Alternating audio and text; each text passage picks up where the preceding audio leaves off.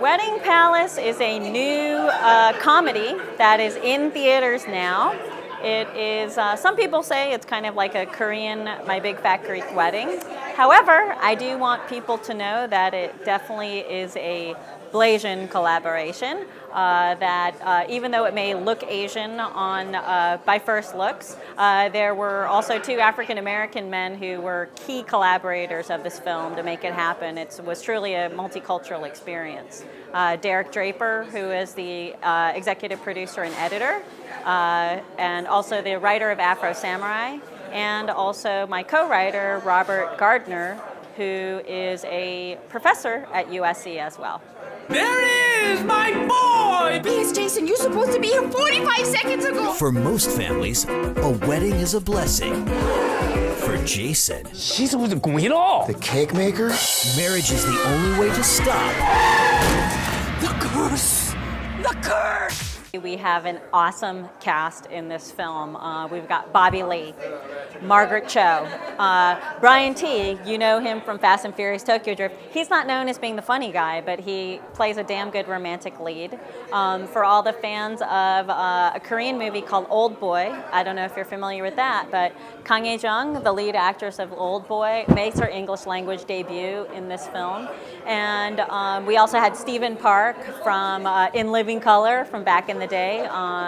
He was also in Fargo, and I'm just so proud of this cast because they're just funny. They're funny people. So if you like to laugh, this movie is for you. You think I am in love with your daddy when we get married? Mommy and daddy fall in love after. I just need to get away. I think going to Korea is going to be good for you. now a trip to the old country Mr. Kim? Call me Jason. No, don't get up. and one magical night Thanks for making my last night here so special. Last night? will lead to a thoroughly modern kind of love. I originally wrote the script with my co-writer, Robert, in 1999. It was actually one of the first screenplays that I actually finished with his help after film school. We couldn't make anything happen with it then. We had one potential bite in 2001 from a company that said that they were interested in a movie like ours, but it was Greek. And it turned out to be My Big Fat Greek Wedding. I had no idea that we were in competition with Tom Hanks at the time, but apparently that's what was going on. And then the script sat on my shelf for many, many years. I used it as a writing sample for all of my writing jobs, but nothing was happening with it. But my goal was to be a director. I came out to Hollywood to be a director. And so just, I guess I reached a point where I was just fed up with the system and decided to jump off the cliff, as they say, and just decided to go out and make it happen.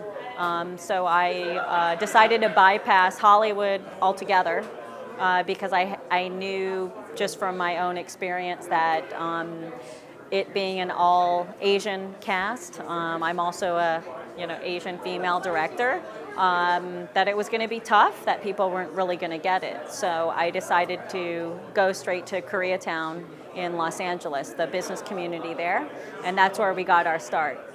And 5 years later, yes, it took 5 years. 5 years later, we're finally in theaters. I finished the film 2 years ago, and between then and now, the landscape for distribution for independent films has also changed dramatically because of online VOD.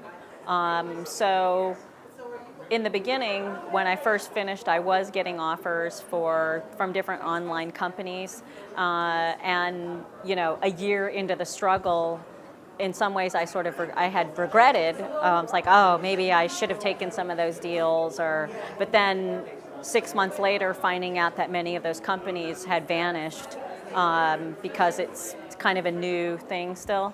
I do feel that the best things ended up happening for the movie. But I decided to self-distribute because as an independent filmmaker, mainstream Hollywood studios, they're simply not distributing small independent movies, especially ones with not big name Hollywood A-list stars. But yet I still felt that this movie had a valid theatrical experience, and that's what my own personal experience had shown in different screenings. So I felt it was important for this movie to have a theatrical life. And also, there's a big push sometimes I feel to just relegate especially Asian Americans or other minorities to the online space. And I guess some of it is because I'm a little bit of a film snob and I love the theatrical experience. I did feel it was very important for the movie to have a chance in the theaters, at least give it a chance. And then, of course, it will be available on DVD and everything else. I think the most valuable thing I've learned along this way in this 5-year journey was actually just to keep the faith. I didn't know it, but making the film and getting it to this point would actually become sort of a spiritual experience. And, sometimes the worst things that you think are the worst things that are happening along the way, in retrospect, they turned out to be the best things. So, when you're dealing essentially with like a piece of art or, it's a business really, it takes its own course. And I guess you have to respect that course and keep the faith. It's really important to maintain your vision because a lot of people will just be swaying you every other way. So, all the aspiring filmmakers out there, it's really important just to keep faith in your vision and go for it. Just go for it. Don't hesitate. Just go for it. Just believe, because that's what counts in the end. Good times. Oh, I love mojitos. And you're invited to rise to the occasion. Wedding Palace. You look like a handsome prince, huh? When doves cry.